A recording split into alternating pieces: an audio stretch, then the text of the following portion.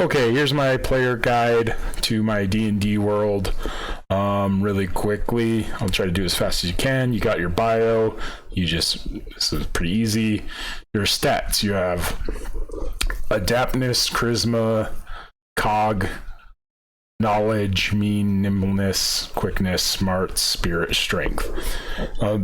This gray box is your modifier based on this. So right now we have 26 into adapt, so we get +8s on rolls. So we roll lock picking, and you can see it was a success.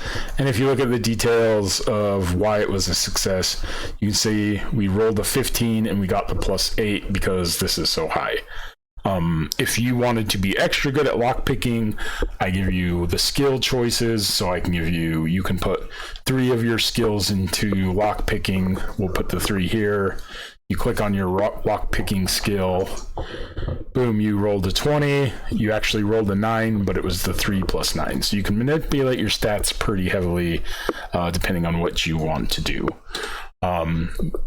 Under adaptness, you have lockpicking, sleight of hands, throwing can be useful for some characters. Like the miner may want to throw dynamite, and if he lights it and makes a bad throw, he might blow himself up. He might throw an unlit piece of dynamite and have someone shoot it, which is way more safe, something like that. Charisma, you guys are familiar with that, but you have bluff. Charm is very good. Charm you will get an NPC to do something. So if you wanted the guy at the bar to leave so you could have the seat, you could try your charm skill and you could see if he'll get up and leave.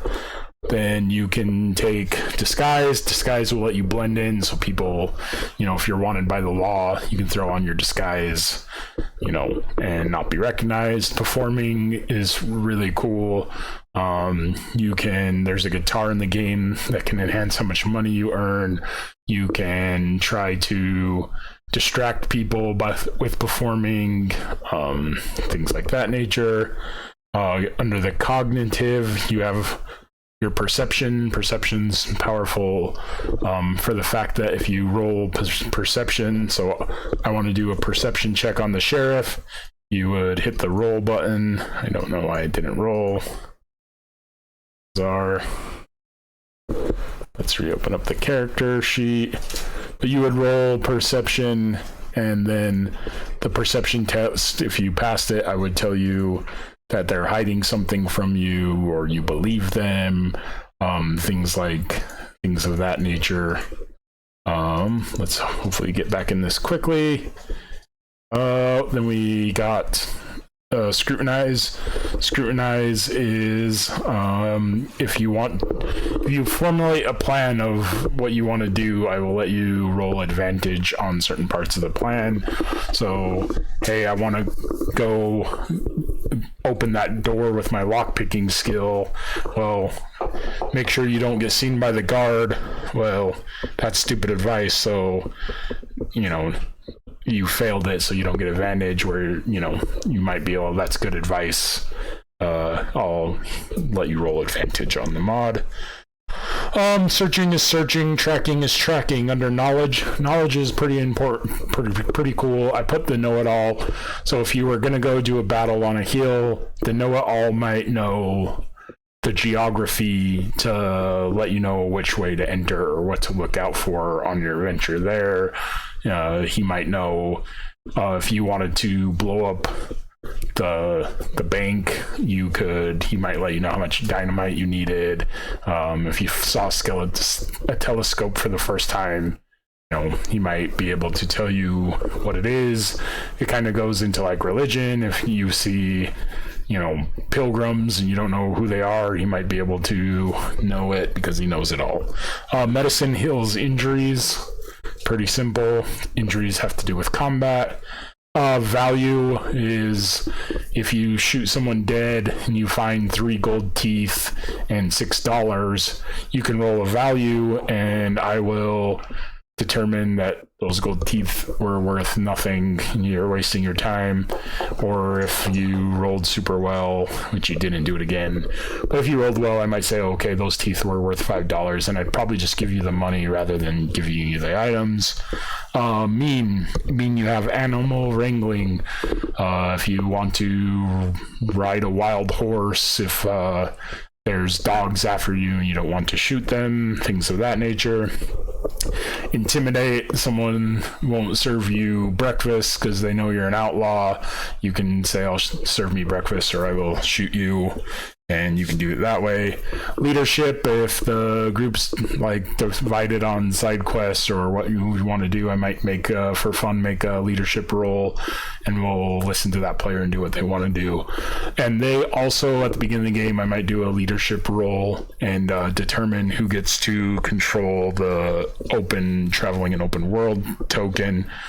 Persuasion is trying to get someone to do something.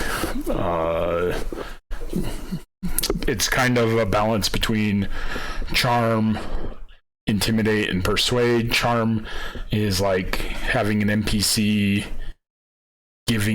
going and getting you water. Intimidate is like threatening them to go get you water, and persuade is kind of like letting them letting you go get your own water, kind of in a rough sense. Nimbleness. You have acrobatics. You want to climb a cliff, get on a roof to get advantage on your shots. You got nimbleness. Brawling. I like brawling, and there's more than one way to get what you want without killing everybody.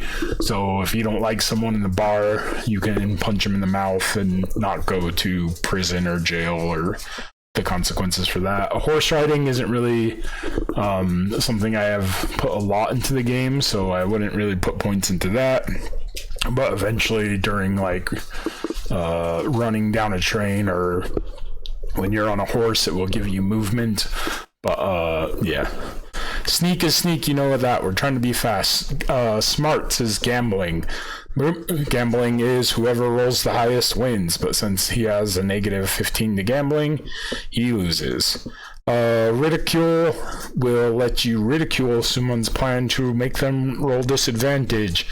So if you hear an NPC talk about how they're going to use dynamite to blow up a prisoner and that prisoner's your friend, you might use ridicule to make them roll disadvantage on if that happens. Scrounging is scrounging if you're in town and you want to get a free beer. People know how to scrounge and do that. Streetwise, I will tell you how dangerous an NPC is, which is related to combat, which is injuries. So, hey, I want to know how many injuries it takes to kill that guy. I will say, he's a super boss and you have to shoot him 15 times or he can sustain 15 injuries before he's dead. Oh, that guy's super weak, he only requires 1 injury. Spirit, you have faith. Faith is if you want to buff someone, and we'll go over that later. Ritual is if you want to debuff someone. Forage is free food. Strength, break a chest, break a wall. Break is break. Might is push, pull, lift, things of that.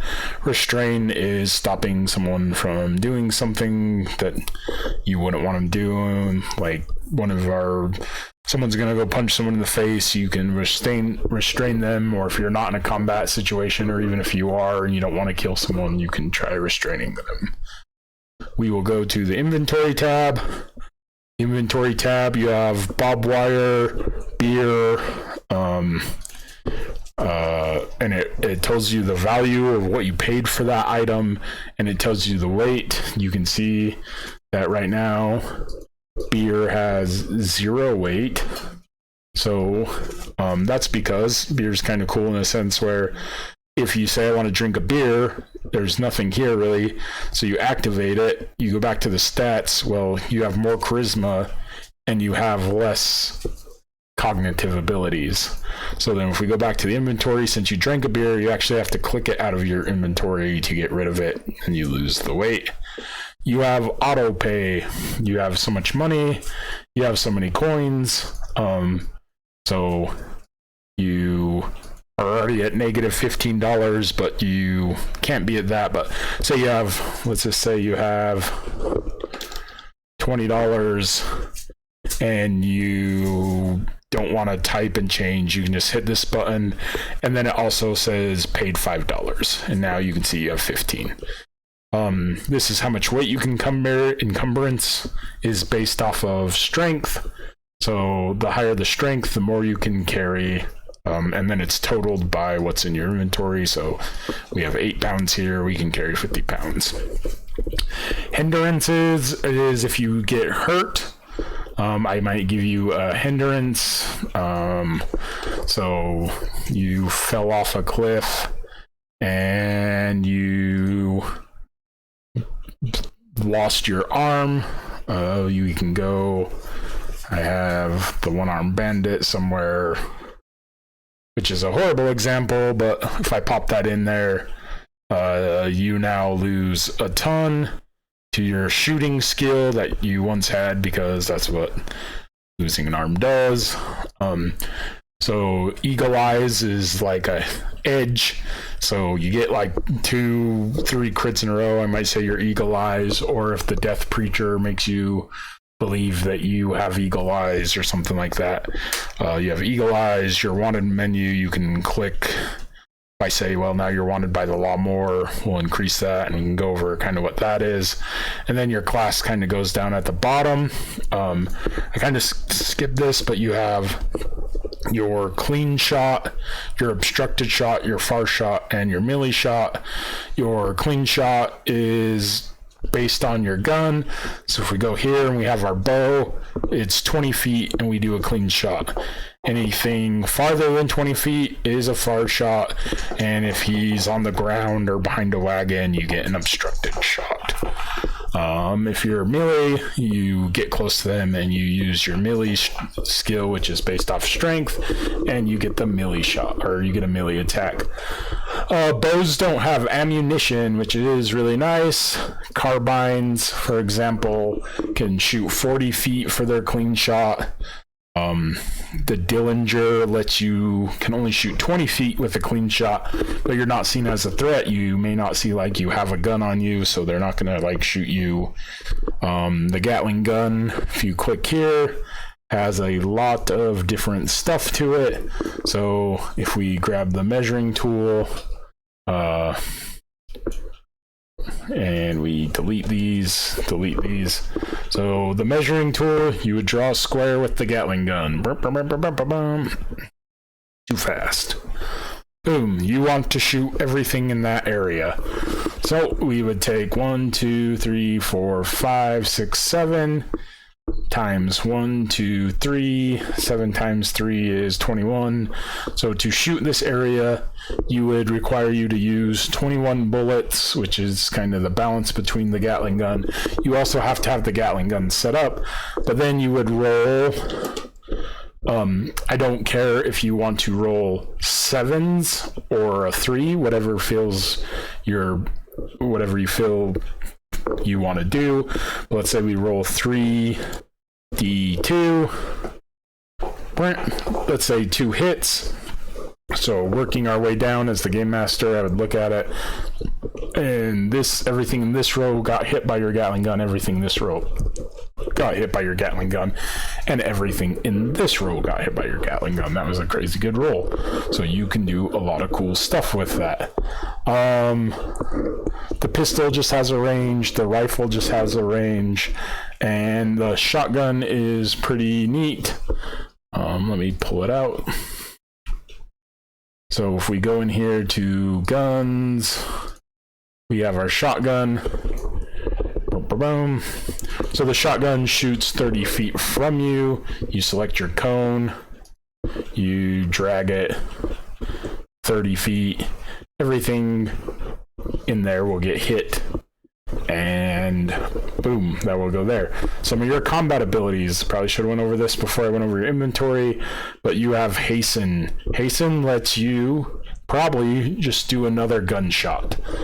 So if you roll this and you succeed, success, you can shoot again until you are out of ammunition. So you have this nice little tracker here. So boom, you shot once, boom, you shotgun, you shot again. So now you have to reload before you can reshoot. Speed reload. I'm working on this a little bit with a few different mechanics. Speed reload, I might let you reload some of your bullets or all your bullets, but if you fail it after you shoot, you can attempt to speed roll. Boom. You, for some reason it said success on speed reload. I don't know why. Oh, I must have it so it says there. But I gotta fix that. But you failed, so now your gun is empty.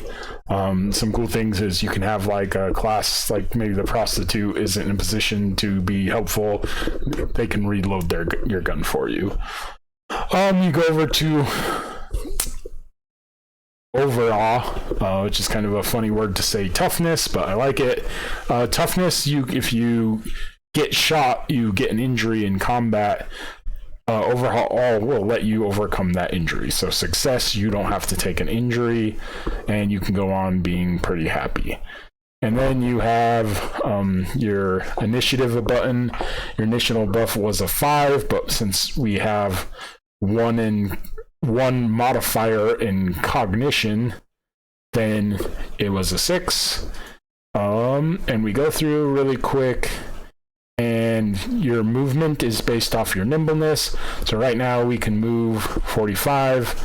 Movement's a teeny bit higher in D&D because in a gunfight, I'm okay with you running out and shooting and then turning around and going back to cover. So you might need all of that 25 movement. And if you see this, we can go to nimbleness. We say you only have 8 nimbleness or 10, then you get stuck with only 30 movement. Dodge is based off nimbleness as well. Dodge is what they have to roll to beat you. So if you ran a clean shot, boom, you rolled a 19, but if you actually rolled that 7, you would have to beat their dodge score. It works like AC. Injuries is your health. It works backwards. So 5, you start with 5 non-injuries. You obtain an injury, you get down to 4, and my token didn't update, but who cares? And you can go from there. And this shows your shooting score plus your shooting ability, your melee score, and your melee ability. And that is this second video that may look a little bit better.